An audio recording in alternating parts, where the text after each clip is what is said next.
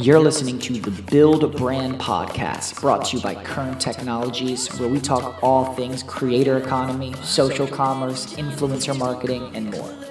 On today's episode, we sit down and chat with Alex Ashton from Agency 8. Enjoy the show. Hey everybody, welcome to the Build Brand Podcast, brought to you by Current Technologies. I'm here with my host, CP, where we talk all things creator economy, D2C, TikTok Shop, and more. Today, we have a special guest. We have our first agency guest. We have Alex from Agency 8, and he works with a bunch of really awesome brands that are doing really cool things in the social and content space. So, Alex, welcome to the podcast. And thanks for having me. Glad to be here. Glad to be the first agency on the podcast. Mm-hmm. Yeah, stoked to have you. Yeah, tell us, talk to us about your agency, how it got started, and then some of the brands, and then from there we can kind of double click into the brands and what your strategy is around social and creative and content and stuff like that. For sure.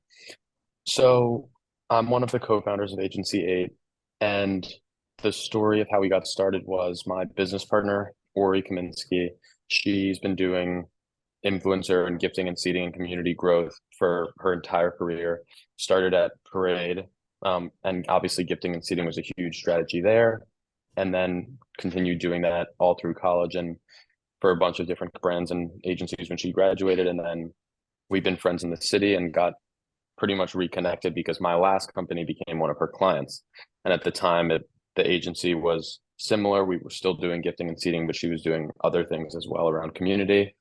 And literally, we went out to lunch. I was like, tell me what you're doing. She was like, I want to grow this into an agency. And I was like, let's just do gifting and seeding feels like the best way to go. And that was over a year ago now. And, now we have 12 clients and we've had, 20 in the last year, and it's come a long way since that, lunch a year ago. So amazing. What did you study in school? I studied math and computer science. So I actually, my involvement and background in this is really different than hers. I know, I read that on the Agency 8 website. And so I was really curious to see, how you went from that transition into math and science into kind of this creative world. Yeah. So I started my career at Amazon as a software engineer, where I worked for almost 2 years and was lucky to transition my career at the time to a company called Basic Space, which is a fashion e-commerce platform based in LA, where I was the growth lead. I managed marketing and operations. And when I started there, I didn't want to do marketing at all. I just wanted to do operations, manage the warehouse and workflows and tech stuff like that. Because that's what I loved about software, was the systems. And I had to do marketing because that's what the CEO needed, and learned a lot about it. And then kind of doubled down again, where I was like, I really want to get better at this and learn about it. So what better thing to do than to, help grow Agency with Ori and, learn about it and see how I can take my learnings from tech and ops into a more creative field. I love that. I also love that you, earlier when you were kind of introducing yourself, you referenced meeting Ori, is that how you say it? Ori, her full name's Oriel, but she goes by Ori. Ori, and you just reference in the city, which is such a New York thing, and I get it because I'm from that area. But CP, people say, "Oh, we met in the city," it's just a very New York thing of New York is the city. No, we just met out. We have a mutual best friend, and we met 3-4 years ago, and just always have been seeing each other out, but never really worked together, and until we just decided to be co-founders. Totally. Well, no, I'm stoked that we're talking now on this podcast too. Just for the listener, I got connected with Alex through someone we're working with as a potential partner to partner with, what we do here at Current with our brands. And it seems like we do very similar things, obviously, and we work kind of in the same space, but I could just tell you had a wealth of knowledge in the space and how to really go to market and leveraging TikTok and social platforms. So Hmm. I'd love to hear, like, talk to us about some of the brands that are on your roster.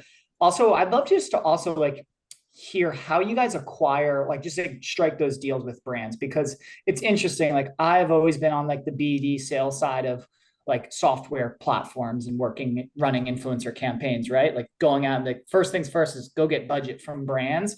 So I'd love just to hear like your process of like, okay, let's go out and get brands, or is it very just more like less salesy, more like, oh, Hmm. relationship based? I know someone starting a makeup brand, connect them with my buddy so and so, etc.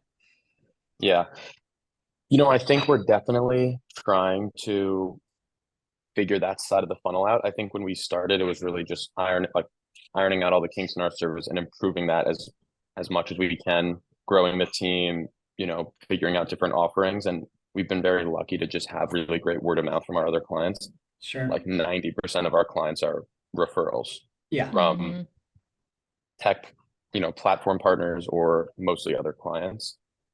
And so I'm open, I'm all ears to any ideas we have to like grow that Yeah. funnel. But I think really because of our service, I think we end up working cross brand, cross team at a lot of our clients and, with their partners on different things. We work with, Mhm. you know, tens of thousands of influencers. And so I think just like the nature of what we do and the impact creates a little more interesting of a word of mouth funnel than say like, paid social. It's not like who's doing the paid social when you see an ad. But Right. I think with what we do, there is a bit more of like a involvement of the agency side of things. Totally. Yeah. It's like no matter which way to skin it, it's always there's no right way to go get clients, right? Like I Hmm. definitely like with Current, like it was the same thing. It's like you get one client, and if you do a really stellar job with them, they'll make a referral and say, "Hey, I'm using this. Like my friend Yeah. started a brand or is at a brand." So that's awesome. But yeah, like who are your, because I know I've seen a bunch of your brands before when we talked that are I constantly see them in my For You page on TikTok. So talk to me about Hmm. some of the brands that are on your roster. For sure. So I think our first client before it was Agency 8, before we had employees, before anything was Jolie, the filtered shower head, and they became one of Ori's clients when it was just her. And we've been doing gifting and seating with them across all their platforms and everything since late summer of 2022.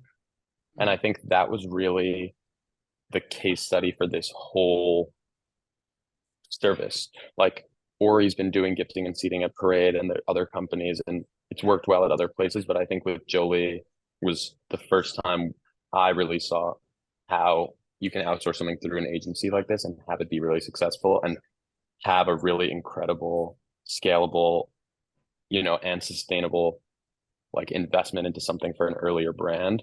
And so I think that really dictated and shaped a lot of the types of clients we go after and also just the service as a whole. Got it. Um, but Jolie's been around for a while. We have a lot of other amazing clients. Uni is a body care company. They make skincare level body care. Desis is a great nootropics company. Alice Mushrooms is great. We've worked with anywhere from Tushy, bidet company, Flakes is a dandruff company, like all the way to we have a sorority clothing company called Alpha Apparel that some of mine and Ori's friends from the city started. And really, I think like we've been pretty open with the types of brands we work with, anywhere from alcohol to men's clothing to whatever. Yeah, that's cool to hear. Like, you guys have a really like diverse roster of clients and like serving so many Mm. different niches. Thinking about our listeners, a lot of people are coming from like brand management and like they're owning programs. So just like thinking about them trying to like dive into the strategy of, since seating is like a big part of your guys' Mm. business, like can you give us like any tips, knowledge, experiences, anything you would want to share about like that part of the business? Definitely.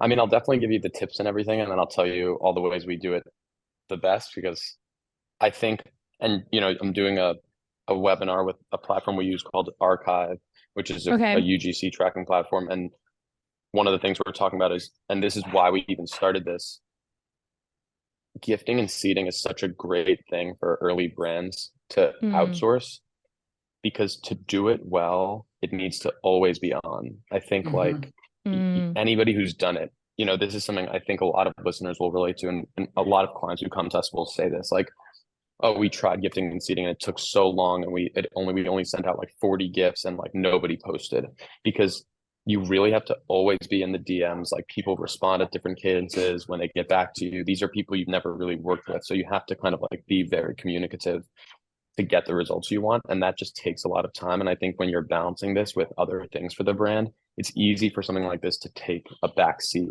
because it's hard to be like, okay, from 9 to 10 a.m. I'm going to just check the DMs and whatever, because people respond later and over the yeah. weekend and whatever, and you don't want to have that cadence, so, or that delay necessarily. And so I think we've been able to take on a lot of different clients, and I'll talk about the tips, like, because that's kind of like what we do. We're really good at finding people, and we're really Right. good at balancing all those things and taking those learnings and having them happen very quickly. So, So I have a um, question real quick just to interject. So you like for with Jolie, which is the shower head, like mhm, my question is this, and so with a shower head, like everybody takes a shower, I hope. Actually, I mhm. haven't taken one yet this morning, but I probably should. But everyone takes a shower, right? But how, when you start the product seeding process, because when we work with brands, we're always like, the most important thing is to find your audience. And now everybody Hmm. on TikTok is all about finding their niche. But with like kind of like a broad product like that, do you start with like a specific audience and a specific demo and niche and just hammer that and see how it grows? Or is it like, do you cast a wider net? Like, walk us through that. Yeah, that's a great question. I think, we just talked about this with our team yesterday, and I said, like, everything starts with sourcing, and that's what Ori's the best at, and what we frankly are like the best at. There's tools and platforms that enable other parts of our funnel to be like a little cleaner, but I could guarantee you, like, no, we're going to find the best people because we do it. We have our systems. And I think you bring up a great point with a broad product like Jolie. Even with something that everybody can use, or something that only very specific people use, it really depends like what you want to get out of the program. So what I mean by that is, with Jolie, that's a very broad product. The main thing for them might be post rate. And so Hmm. we're sourcing people in demographics who we think are very likely to post and who have like lots of overlap, because we want there to be this sense of like, oh, everybody's posting about this as an influencer, as a creator. And so they all want to be a part of it. That's a And that's great really important idea. for them. Yeah. But for example, with Tushy, let's say, also a product that anybody can use, but might not be a product that every type of creator will post about. So with Mhm. them, we've had to get creative with people who are, there's a whole thing of like, and we found them like IBS influencers, or like Mhm. maternity and like stuff like that, where we think these are people who are talking about maybe more delicate topics, like using a bidet, but are very like active in trying to post it. And Got I it. think those are both clients that UGC is a big part of their program. But for example, there's other clients where it might be a nicotine replacement product. We have a company called Quit with Jones, which is a lozenge to help you quit vaping and smoking. Um, and with them, I think awareness and referrals and the community is a really big part of it. So obviously, like, we always want to get UGC, but with them, it's trying to capture like a cool person who's trying to quit vaping, because we want that to be something that people talk about and share in their Mhm. lives. Yeah. And so I think all in, it really depends what your goal is. But when you start, we kind of recommend doing one, trying to get at least 100 people in whatever your three demographics are for the first month before you make any adjustments, because you kind of need enough data to see what the results from each demo will look like. You are dropping the gold. Like, this is so exciting. I'm just thinking of like our listeners, like in the audience that we're speaking to. And I feel like this is like huge value to them, especially like in those early stages. There's almost like an influx of so much information and you're like, okay, so where do I start? So hearing like your experience and like how you guys have been super successful about this, I think this is like, yeah, a paved path of like, let's try this strategy. So yeah, thanks, Alex. We spoke about it recently. I think there's like this perception with lots of new brands Mm, where they have a really great product, because I think it's very hard to start any successful company if you don't have a good product at the end of the day. And totally. so everybody who's listening probably has an amazing product for either a general use case or a specific use case or an edge case, something that already exists. And I think the disconnect is, you're like, cool, we have this great product that, maybe on the audience for might be like a polo shirt accessory to keep your collar up. I don't know if there's gonna be video of this. I'm wearing a polo shirt for everybody, maybe if you're listening, but that's a great product, right? But it might be hard to find creators who are like polo shirt influencers, Right. or you obviously can't reach out to like a huge demographic of people who don't wear polo shirts. And I think sometimes brands try to like force it. They're like, we want this to be the cool polo shirt thing. And they're like, let's just reach out to like the coolest people we can find and make them talk about it. And that's, I think, where like so many brands run into an issue around influencer gifting and seeding or anything, because their audience doesn't fit that. It's almost like you have to do the opposite, which is like the not cool person who loves polo shirts Mhm. probably has cool people who follow them, because there's not a lot of polo shirt influencers. And like that's kind of how you need to like attack that market instead of like the cool first. Totally. Yeah, that's super interesting.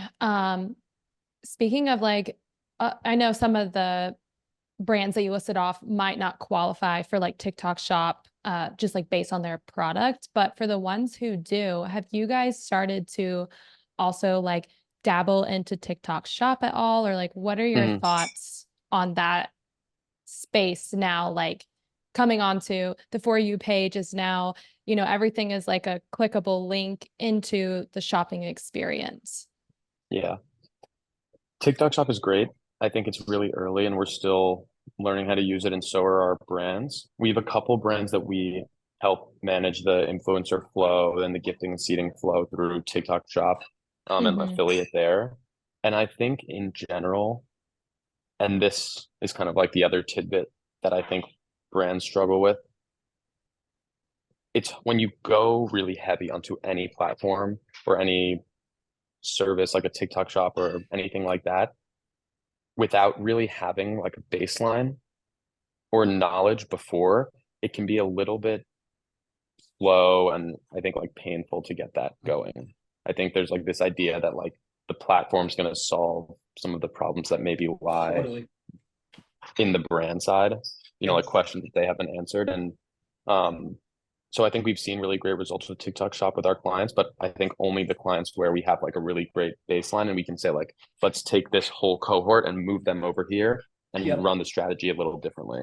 Totally. Right. I think everything starts with a really sound strategy or creative strategy, because like you said, like if you rely too heavily on a platform, like that's gonna totally like ensure that you will win. Like I think we may have talked about this when we first met, but like there are so many sourcing softwares to find the perfect creator, and you put in your filter and it says, oh, you want to find moms in Ohio that drive a minivan, put in these filters and it'll find all those creators for you, which is just like the reality of it is like you have to like go in and actually do the work and really kind of roll up your Definitely. sleeves and like try to actually like go find those people in the platform, not off of in Well, like yeah.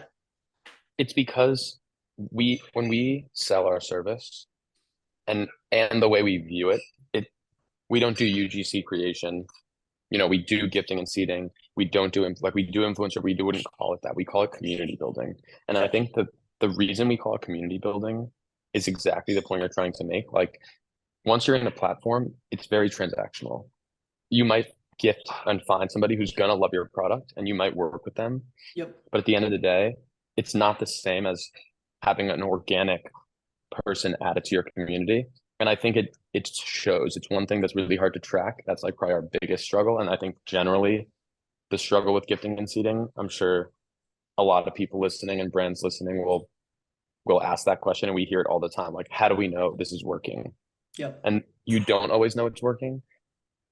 Just like how you don't know if how much your friend likes you or how much whatever. It's like it's a hard thing to quantify, but when it works, it's very clear because you have this community of people that really loves the product and loves the brand, and it resonates with them, and they're gonna drive growth way more than the best platform. Also the relationship between, like, because we're the same, like that's we're always like hammering down on building community, right? And the relationship between the brand and these organic people that are fans or advocates of the brand, like being able to grow with the brand, or the creator to feel like they're growing with the brand and they have an impact of like the decisions that the brand is making, that creator is going to be so much more stoked to promote that product. Like one of our clients is Botanic Tonics. They make those little feel free shots. I just took one. It's like it's kind of in like a 5 hour energy, like little blue shot, and it's like an all natural herbals, like, whatever. And I love it. Like I'm like the biggest, I love it. And of course, like I signed them, and right after they signed, I'm like, hey, can I be one of your ambassadors? And they're like, yeah, sure, of course. And I am like, whatever they ask me to do, because like, I love the product, I'll do it. But they also asked for me with feedback. I had a conversation with them about like retail and their subscription offer and all of this stuff. I'm like, oh my God, this is so cool. I feel like I'm actually making an impact on like what my favorite product is going to do next. So that's totally like, we're totally aligned with the community stuff. But kind of like zany question, I guess. Have you had any pieces of content? I love to ask this, like, because I feel like everybody has a story. Like, have you had any pieces of content that you like just weren't expecting at all, or you put out a campaign brief and you like something was like went totally left of center that actually made a huge impact, and you're like, oh, never would have thought of that happening? That's a great question. I'll think as I'm talking about a very specific piece of content that I could think of, but honestly, like we always impress ourselves. We've been doing this for we've been doing this for years and years and years. We've been doing this together for 2 years, a year and a half. Like, right. We literally sometimes have brands where like we send a gift out and we're like, that's a crazy, like amazing TikTok. We were just talking about it today, actually. Maybe not content, but creator. We have a creator who we found who lives in Ghana, and like brands don't want to send her stuff sometimes because it's really hard to ship to Ghana and it might be expensive. It's in Africa, yeah. Literally, like the best content, like better than paid content that we've seen just from gifting and seating. Like one of the best creators we've worked with, and just found her through the program doing Evergreen. I'd say when I think of content that really makes an impact, interestingly, it's like Jack Threads is a men's clothing company that was a client for a while. We were nervous, I think, like men wouldn't post, or like what's the demographic? Like every man wears clothes. Like how are we gonna find good people? Full like get ready with me outfit of the day, just like incorporating the stuff we sent them, like totally unpaid. Alpha Apparel is a sorority clothing company. Probably 50% of the content they get from seating every month is reels and TikToks, which is like insane. Like normally it's a lot of stories, full like outfits, get ready with me, go to class, lifestyle videos from girls in sororities, and just like the hoodies in the whole video, or like the shorts are in the whole video. And I think that's like a really interesting thing to see. But I don't know if we've ever gotten any crazy content. We've definitely gotten some crazy like responses sometimes. Like I don't want to say like the client or what it was, but like, sometimes like the brand voice is like really misses with a person where like they are like almost offended. Or thing we see all the time is we'll be like, hey, we're a big fan. And they're like, you don't even follow me, like to the brand. And we're like, okay, we like, sure, but we still like you. Like, it's not that deep.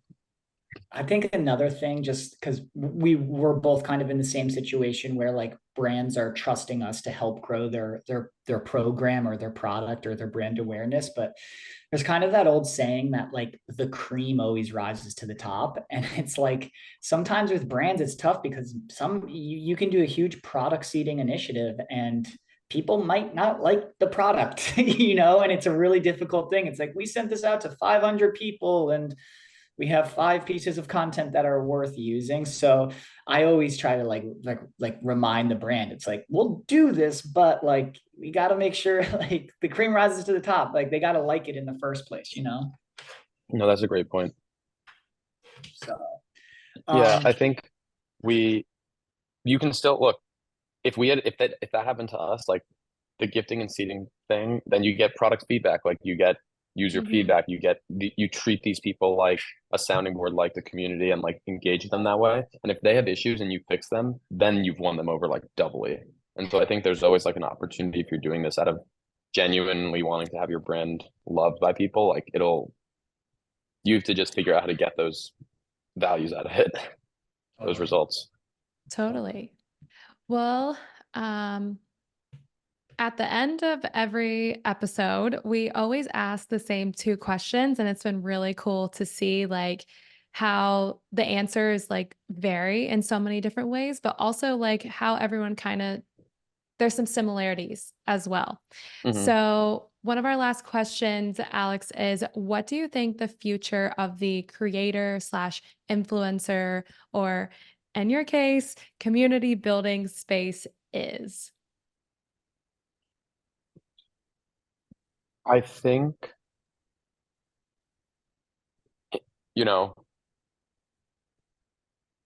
my philosophy is like early internet and social media was like all about the creator. They owned everything.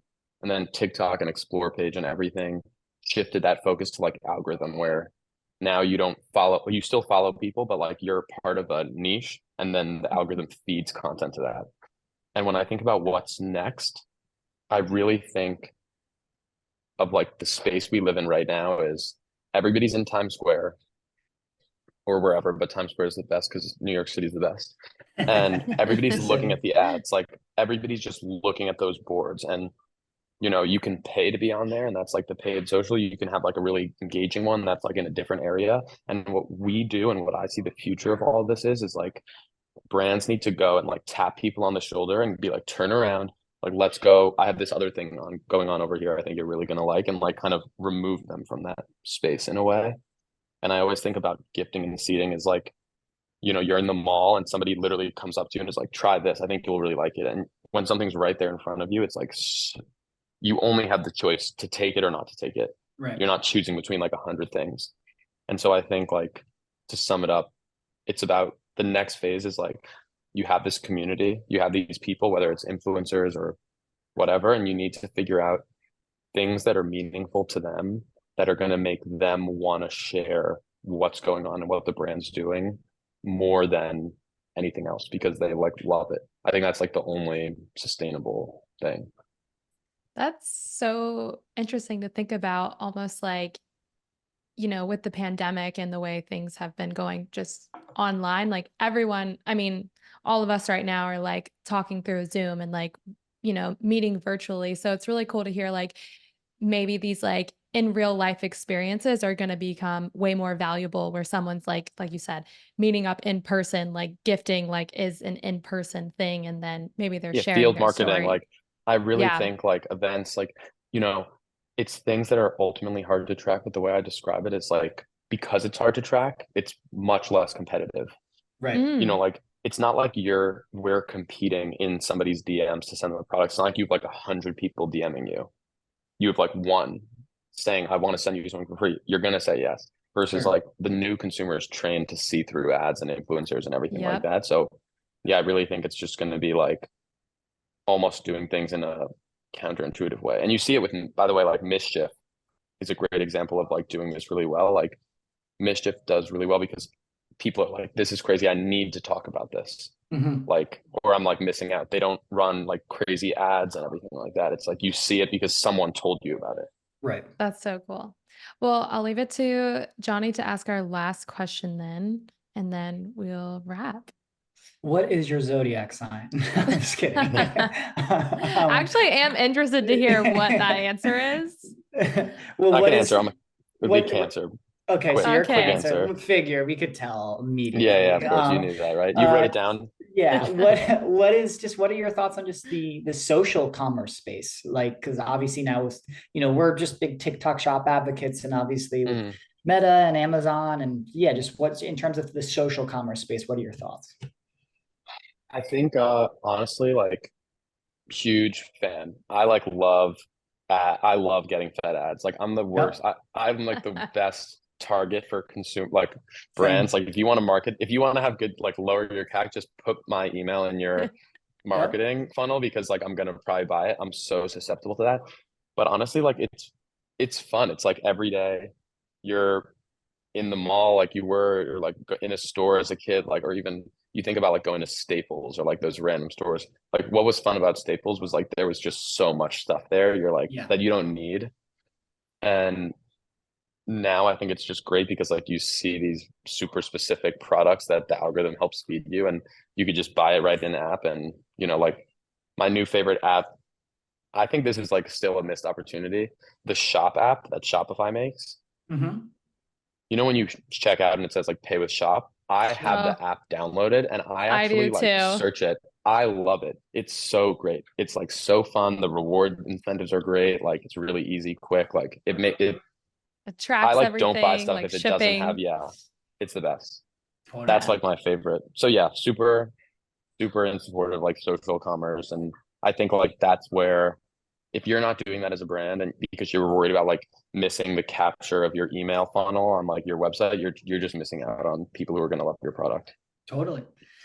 Well, thank you so much, Alex. We really appreciate you coming on and Thank you for just, having me. It was yeah. fun. And you're welcome Yeah. on at any point, and let's absolutely stay in touch, and good luck with all the brands you're working with.